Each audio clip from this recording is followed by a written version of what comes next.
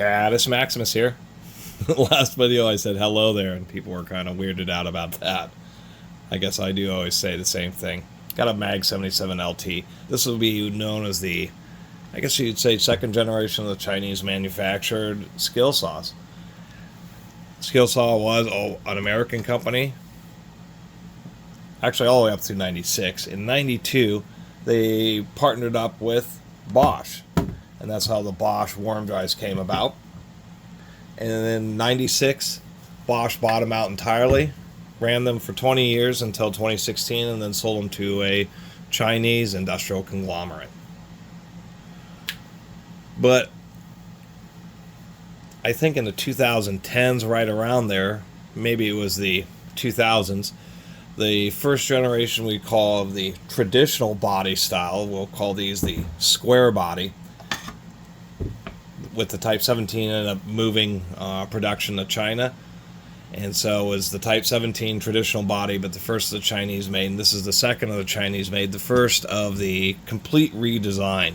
And this is a total redesign. The only parts on this saw that's compatible with traditional 77 series, and actually even the 6.5-inch saws, would be the foot plate. You can still use the foot plate and perhaps the bottom guard, but the upper guard, the motor housings, the handles, all that stuff has all been redesigned for this new generation of saw.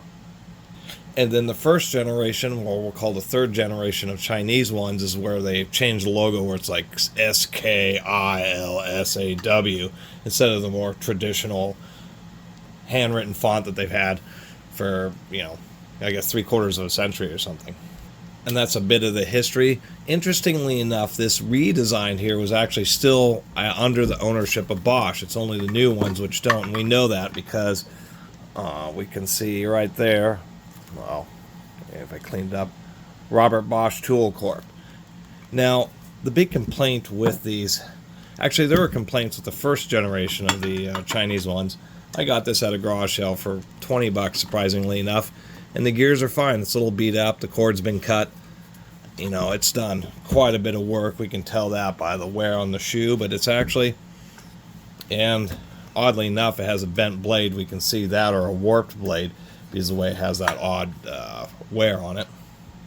But nonetheless, there were a lot of complaints. People had problems with gears failing, which periodically happens with any SkilSaw. I mean, if you go to a tool repair shop, they'll have fixed a lot of SkilSaw gears.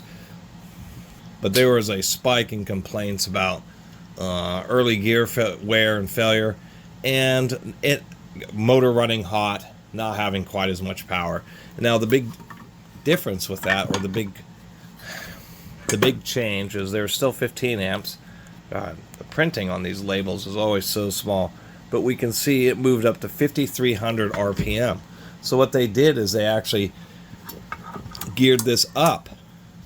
Traditional SkilSaws are 4,400 RPM. The first generation of the 15 amp Chinese made ones, they actually bumped it up a little bit to 4,600. But I brought out this Bosch because this has always been considered the peak of the SkilSaw.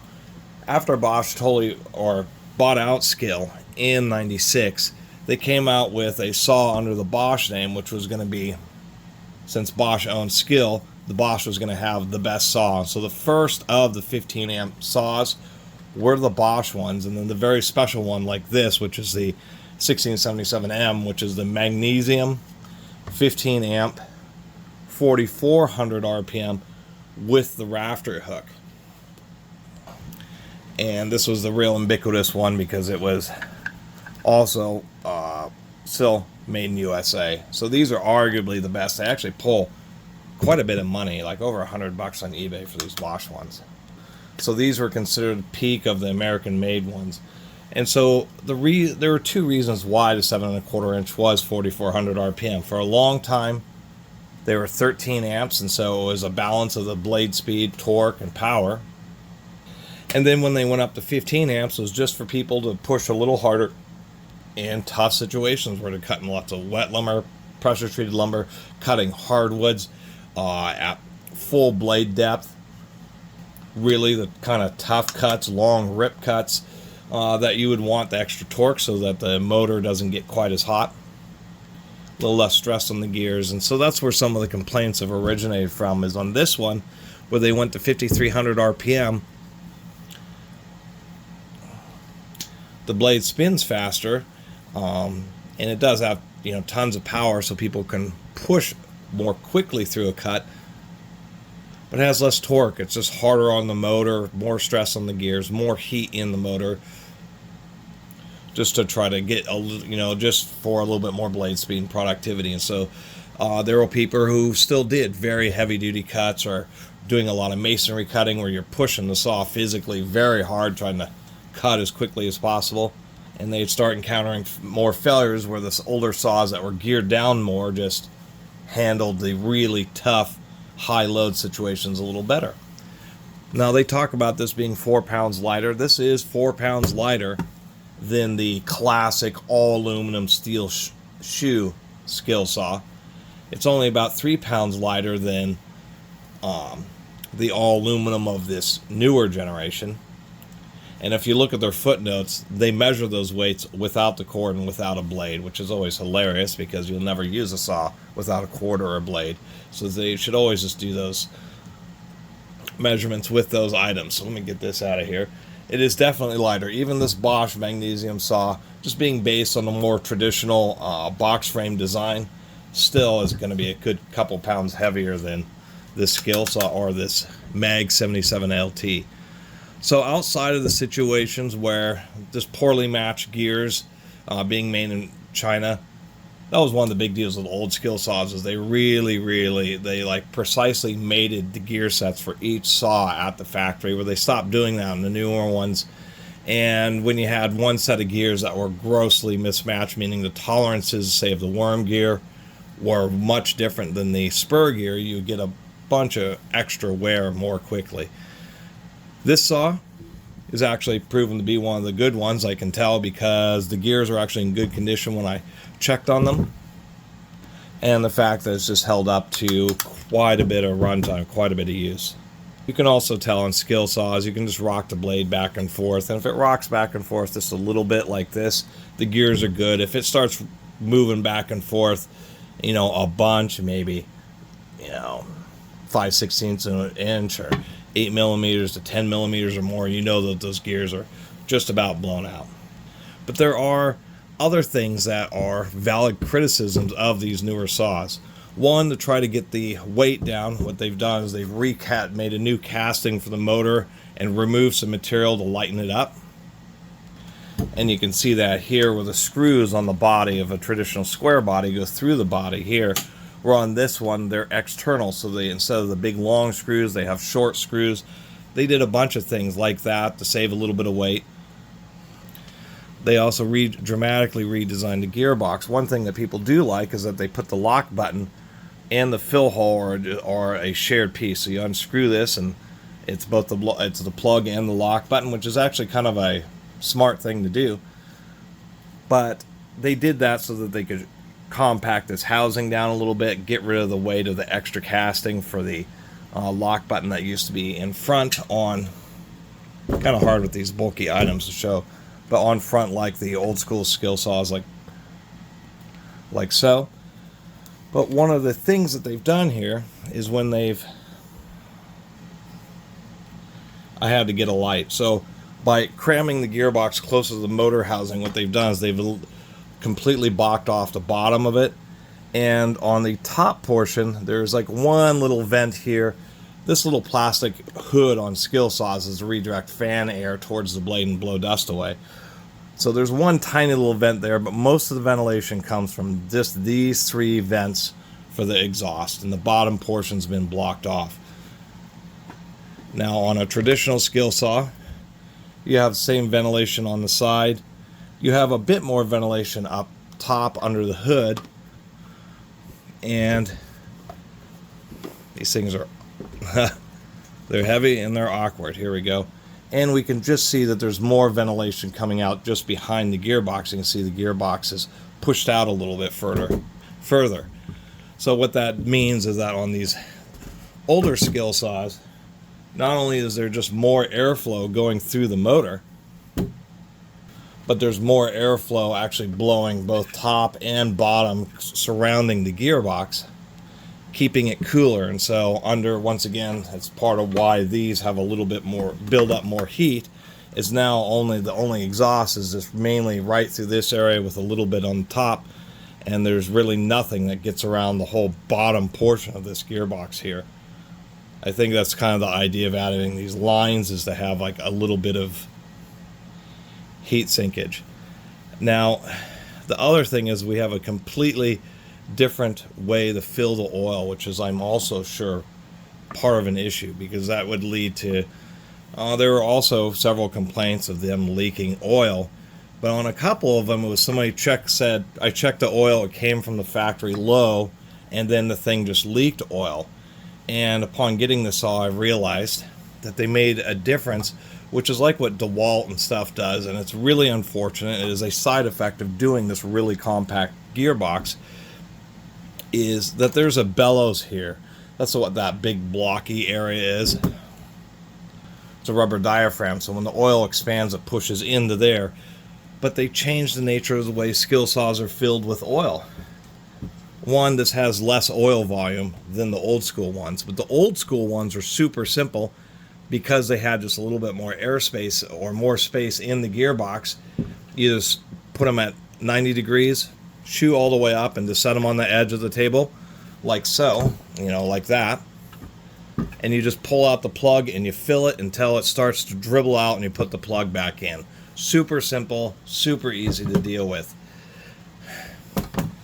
These, they've changed because of the tiny amount of volume. This is done the same way, shoe up 90 degrees, but you fill it to the bottom of the hole on the inside, so not on this top lip to where it runs out. You fill it till it gets right up to about here.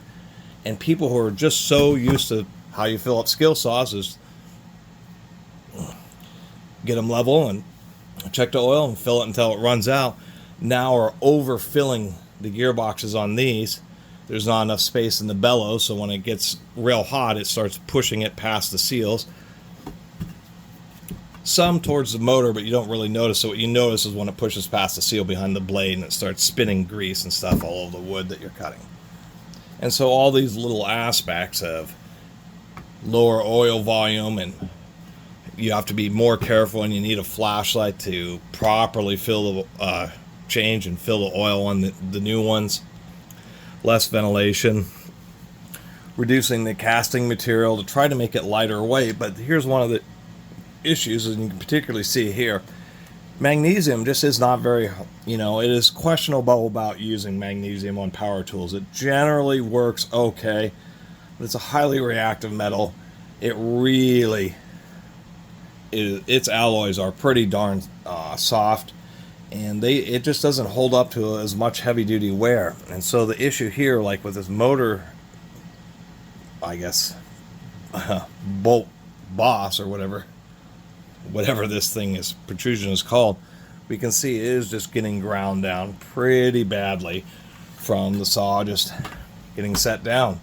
And so what's eventually going to happen is it's going to grind its way all the way through that, just because they didn't beef it up at all. They just didn't really think that every time somebody sets down a saw, it's going to be hitting right at this point, causing it to want to wear out and kind of becoming a weak point, which is unfortunate.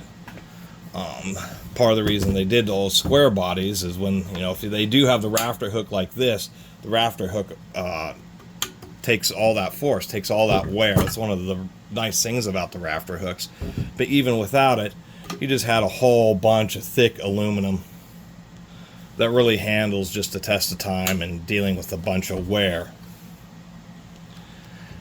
And on the new ones, it just quite isn't quite the same. They are still a pretty awesome saw, and as far as the competition on the market, I'd say they're about the same as the DeWalts. I even have one of those DeWalt worm drives, and I like that you can get them with an electric brake. The one I have has an electric brake, but I really couldn't, and the slower RPM. They kept the old DeWalt, or those DeWalt worm drives are still like 4,600 RPM, still really high torque, 15 amp. And that would be my agreement here after having the opportunity to get one of these SkilSaws and really be able to look it over and just see all these slight different design changes. Each one isn't a big deal, but when you take them all together, lower ventilation, more wear and weak points on the body, less oil volume in the gearbox, and you have to be more careful about filling the oil in the gearbox. The increased gear ratio, meaning more load on the motor and just not quite as much blade torque for a little bit more blade speed, which is kind of arguable about how much actual productivity you gain out of that. But they kind of did it that way because it was what they thought, how they thought most people were using the saws. Where the SkilSaw was really, people wanted to get it because they wanted to have both a really reliable but a very high power saw that would just make any kind of cut. And these new ones just aren't the same as these old SkilSaws. And so that's my recommendation. Get a traditional box frame SkilSaw, or maybe get the DeWalt one, the DeWalt worm drive, because even though these new ones are still pretty awesome, plenty of YouTube reviews of these new ones, people doing pretty heavy duty cuts, they simply just are not quite the same as they used to be. And unfortunately, they are lower quality. I guess the one thing about like this 77LT is the fact that it is light. This is the lightest SkilSaw with a rafter hook that's ever been made. You know, part of the thing is integrating the rafter hook into the magnesium casting, so you don't have that steel bracket that holds it. That is the one thing. If you're working at elevation, or you actually have to carry your SkilSaw around a lot, framers, that type of stuff, I will admit, having a traditional worm drive that is as light as they've ever come could mean trump having a saw that may only last under heavy duty commercial use 3 to 5 years rather than 5 to 10 years is fine, because it's made your money and you just end up replacing it, and you've saved wear and tear on your body, and won't have forearms quite the size of Popeye like using traditional SkilSaws. And so I will give it credit for being super lightweight. But besides all the other issues, and having like a little 77 button right there doesn't make me feel any better. It makes me feel worse that even the handles are not the same as the old one, that where it's literally just the shoe assembly is the only thing that you could swap with old SkilSaws.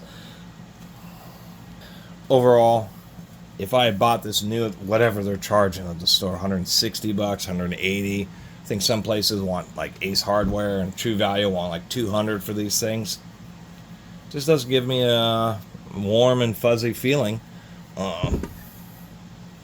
like the way this old Bosch does. This gives me a warm and fuzzy feeling. It's American made, and it's 15 amps at 4,400 RPM. This will sink a blade in the brass, aluminum. You can put a steel demon, cut steel angle iron and rebar. People do that with SkilSaws, and they make blades for it.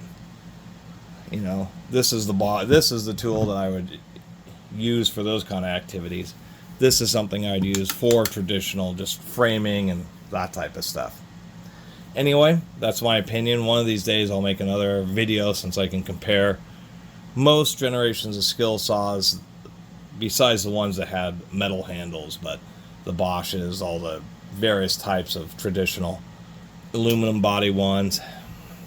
This one may have done a little bit of masonry cutting, but I had another SkilSaw service video I did about a month ago on an old aluminum 77 that had done pretty much its whole life doing masonry cutting, and it still held up better than what this one has, cord being excluded. Anyway, really appreciate you all watching. See you next time.